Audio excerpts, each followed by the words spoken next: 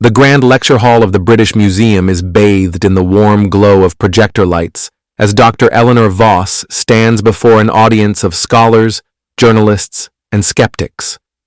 Her presence commands attention, sharp-eyed, confident, her voice steady but carrying an undercurrent of urgency. She presents her latest findings, fragments of an artifact unearthed in Newfoundland, inscribed with symbols that bear an uncanny resemblance to ancient Minoan script. The implications are staggering. Evidence of transatlantic contact centuries before Columbus, a discovery that could rewrite history. Murmurs ripple through the crowd. Some lean forward, fascinated. Others exchange doubtful glances. A journalist fires off a skeptical question, but Eleanor doesn't flinch. She has spent years chasing this theory, enduring ridicule from peers who dismissed her as a fringe researcher. Tonight, she is determined to make them listen. As the lecture ends, the crowd disperses, but Eleanor lingers, collecting her notes with deliberate care. A man in a tailored suit approaches, unnamed, his face unreadable. Their exchange is tense, hushed. The camera lingers just close enough to catch fragments. You know what this means? They won't let you publish. Eleanor's jaw tightens. I'm not stopping. The man's smile doesn't reach his eyes before he melts back into the shadows. Outside, London's streets are slick with rain, neon reflections shimmering on wet pavement. Security cameras capture Eleanor's final moments in public, pulling her coat tight against the chill, pausing once to glance over her shoulder, then vanishing into the night. She never makes it home. The glow of a laptop screen casts sharp shadows across Daniel Voss's tired face. His cramped Boston apartment is cluttered with coffee cups, crumpled notepads, and the remnants of half-hearted takeout dinners, the life of a journalist chasing leads that never quite pan out. The late-night quiet is shattered when his phone buzzes with an unknown international number. He hesitates, then answers. Static. A muffled voice. Then, his Aunt Eleanor's words, rushed and breathless. Daniel, if anything happens to me, look for the Ariadne code. Don't trust. The line cuts dead. Daniel stares at the phone, his pulse suddenly loud in his ears. He calls back immediately, straight to voicemail. He tries again, and again, nothing. The next morning, he paces his apartment, running through possibilities. Maybe it was a prank. Maybe she lost service. But Eleanor isn't the type for cryptic jokes, and she sure as hell doesn't lose track of her phone. He digs through old emails, finding their last exchange from months ago. A cold, formal reply to his attempt at reconciliation after years of estrangement. She had always been distant, wrapped up in her work. But this feels different. He calls the British Museum. Dr. Voss? She hasn't been in for days. Her colleagues? We assume she was traveling. Her London flat? The landlord hasn't seen her. Something's wrong. Daniel books the next flight to London, throwing clothes into a duffel bag with the frantic energy of a man who knows deep down that he's already too late. As he locks his apartment door behind him, the camera lingers on a framed photo on his desk. A younger Daniel and Eleanor, standing at an archaeological dig site, her arm around his shoulders, both of them smiling. A lifetime ago. The key turns with a reluctant scrape in the lock of Eleanor's London flat. Daniel hesitates. This feels like trespassing, even though the landlord had no issue letting him in. She's missed rent before, the man had said with a shrug. Always off digging somewhere. She'll turn up. But the moment Daniel steps inside, he knows she won't. The air is stale, thick with the scent of old paper and abandoned coffee cups. The apartment is a reflection of Eleanor's mind, organized chaos. Books on ancient civilizations spill from shelves, maps pinned to walls with red threads connecting locations across the Atlantic. A half-written lecture sits on her desk, the ink smudged as if she'd been interrupted mid-thought. Then he notices the disarray. A drawer left ajar, papers shuffled too aggressively, a chair knocked over, not Eleanor's style. Someone else has been here. He moves carefully, as if the walls themselves might be listening. His fingers trace the edges of her desk until he finds it, a nearly imperceptible groove in the wood, a hidden compartment. Inside, a folded map of Newfoundland's coastline, marked with a circled dig site, and beside it, a sketch of a strange symbol, a labyrinth, intricate and deliberate, with a single red line cutting through its center like a path, or a thread, a noise, a floorboard creaking in the hallway outside. Daniel freezes. The air prickles with the sudden electric certainty that he's not alone. The British Museum's back corridors smell of dust and forgotten history as Daniel is led through a maze of staff-only passageways by Dr. Raj Patel, Eleanor's closest colleague. The flickering fluorescents hum overhead like anxious ghosts. "She knew this would happen," Patel mutters, glancing over his shoulder before swiping his key card. The archive door clicks open to reveal a cavern of artifacts not on public display, crates marked with excavation dates, shelves of carefully catalogued mysteries. Patel pulls a slim dossier from a locked drawer.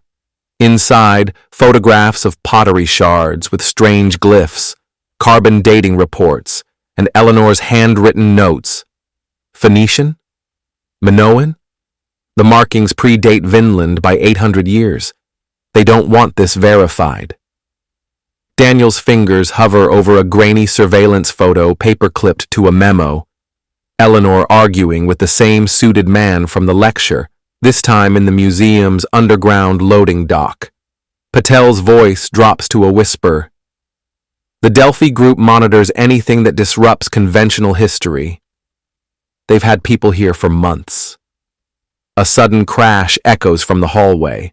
Patel slams the drawer shut. "You need to leave. Now." As he ushers Daniel toward a service exit, he presses a USB drive into his palm. What she really found is on here. And Daniel, don't trust anyone who says they're helping you. The lights flicker again as the door locks behind him. The wind howls across the rocky bluffs of Newfoundland, carrying the salt sting of the Atlantic as Daniel's rental car bounces down an unpaved road. The GPS lost signal miles back, just as Mia Kowalski's directions said it would. The dig site emerges like a scar on the landscape, a series of shallow trenches cut into the earth, fluttering hazard tape, and a lone field tent fighting the coastal gales. Mia, early 30s, sun-leathered skin, hands caked with dirt, looks up from a soil sample as Daniel approaches. Her expression hardens. "You're Eleanor's kid," she calls over the wind. "Took you long enough." Inside the tent, the storm rattles the canvas as Mia spreads waterlogged field notes across a folding table. Photographs show the excavation in stages, a stone slab etched with angular symbols, pottery fragments with spiral motifs. "Your aunt thought this was a trading post, not Viking, older." She taps a symbol matching Eleanor's labyrinth sketch. "This? It's not just Minoan, it's a map." Daniel's fingers trace the grooves in a pottery shard, the same pattern from Eleanor's hidden compartment. "She said to look for the Ariadne code." Mia freezes. "Christ!" She yanks open a lockbox, revealing a palm-sized clay disc covered in concentric circles. "We found this 2 days before she left. Next morning, men in black SUVs were asking questions at the motel." A sudden snap of twigs outside. Mia kills the lantern. In the darkness, the beam of a flashlight sweeps across the tent fabric. "They're here," she breathes. Darkness. The ragged sound of held breath, The flashlight beam slices across the tent again, closer this time. Mia's hand clamps around Daniel's wrist. Don't move. Outside, boots crunch over gravel, circling. Then, a zipper yanks open. Daniel barely has time to react before the tent flap flies back, revealing a silhouetted figure. Mia doesn't hesitate. She hurls a soil sample tray at the intruder's head and bolts past him, dragging Daniel with her. Chaos. They sprint through the dig site, the storm swallowing their footsteps. Behind them, shouts, more than one voice. A gunshot cracks the air, kicking up dirt near Daniel's feet. This way! Mia veers toward a cluster of boulders, then down a steep embankment. They crash through underbrush, the sea roaring below. A rusted maintenance shed looms ahead. Mia kicks the door in, shoves Daniel inside and slams it shut. In the pitch black, their lungs burn. Daniel fumbles for his phone. The dim light reveals Mia pressing a hand to her side. Blood seeps between her fingers. Shit, she hisses. Grazed me. Outside, engines growl to life. Tires spin on wet earth. Then, silence. For now. Mia yanks open a moldy cabinet, tosses Daniel a first aid kit. Patch me up, then we find out what the hell's on that disc. Rain drums against the shed roof like impatient fingers. Daniel tears open the first aid kit with shaking hands. Mia grits her teeth as he presses gauze to her side. Harder, she snaps. Blood blooms through the white fabric. Who the hell were those guys? Daniel hisses. Same ones who took your aunt, Mia says through clenched teeth. Delphi Group's private contractors, ex-military, archaeologists with disappeared digs tend to hire them. She nods to the clay disc, now clutched in Daniel's free hand. Eleanor called that the key, but it's not complete. Daniel flips it over. The symbols are fragmented, deliberately broken, a puzzle missing pieces. Then he remembers Eleanor's note. The key is in the hands of the Fisher King. They split the cipher, Daniel realizes. Disc gives location, manuscript gives the route. The shed door bursts open. A black-gloved hand grabs Daniel's collar, yanking him into the storm. He hits the mud as a silenced pistol swings toward Mia. Bang. The shot never lands. A second gunshot cracks the night, and the Delphi operative crumples. Daniel rolls over to see a shadowed figure in a rain-slicked trench coat stepping from the tree line, smoke curling from their revolver. Run! The stranger growls. A woman's voice, familiar. Mia doesn't hesitate. She drags Daniel toward a waiting motorcycle as more figures emerge from the dark. The stranger provides cover, firing 3 precise shots before vanishing into the downpour. Paris. 36 hours later. The manuscript collector's townhouse smells of old money and older secrets. Daniel and Mia, now sporting fresh bruises and forged IDs, stand before a glass case containing the Perlesvaux Codex. The Fisher King's bowl glows under museum lights, its etched spiral a perfect match to their clay disc. It's a nautical chart, Mia whispers. The labyrinth isn't a maze, it's ocean currents. A floorboard creaks upstairs, too quiet for normal footsteps. Daniel's phone buzzes with an unknown number. They're inside. The lights cut out. The lights flicker back on, but too late. The glass case is shattered. The Perlesvaux manuscript, gone. Daniel's phone rings. Unknown caller. He answers. A digitally distorted voice. You have something we want. We have someone you want. A video link pings through. Grainy footage of Eleanor, alive but bruised, chained to a chair in a concrete room. Her eyes flare with recognition at the camera. Daniel! The feed cuts. Another text. Bring the disc. Rue des Archives. Midnight. Come alone, or she dies screaming. Mia grabs his arm. It's a trap. Daniel's hands shake, not from fear, but fury. Then we trap them back. He flips open Eleanor's journal to a dog-eared page, a sketch of the Azores cave system with one chamber circled. They think we only have half the cipher, but Aunt Eleanor already found the chamber. Mia grins, blood still crusted on her lip. So we give them the disc and let them lead us right to her, Daniel finishes. Midnight. Rue des Archives. The Parisian alley is slick with rain, the cobblestones gleaming under flickering street lamps. Daniel steps into the open, the clay disc heavy in his jacket pocket. His breath fogs in the cold air. A black van rolls to a stop at the end of the alley. Two figures emerge, tactical gear, faces obscured by balaclavas. One levels a pistol at him.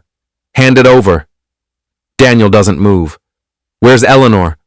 A door creaks open behind him. He turns, and there she is, dragged forward by a third operative, her wrists bound, her face pale under a bruise. But her eyes are sharp, alive. Daniel! Her voice is raw, but her gaze flicks downward, a silent signal. He understands. Here! Daniel hurls the disc, not at the operatives, but into the street. It shatters on impact. For a split second, they hesitate. That's all Mia needs. A shot rings out from a rooftop. The lead operative drops. Chaos erupts. Flashing police sirens wail as Interpol units swarm the alley, guns drawn. The Delphi operatives scramble, but the trap is sprung. Eleanor wrenches free, slamming her elbow into her captor's throat. Daniel lunges forward, catching her as she stumbles. You came, she breathes. You called, he says. The alley fills with shouting, the clatter of handcuffs. But as the smoke clears, one figure slips away. The trench-coated woman from Newfoundland, melting into the shadows. Thanks for watching. If you enjoyed this video, hit that like button, subscribe, and ring the bell for more. Let me know your thoughts in the comments. I'd love to hear from you. See you in the next one. Bye for now.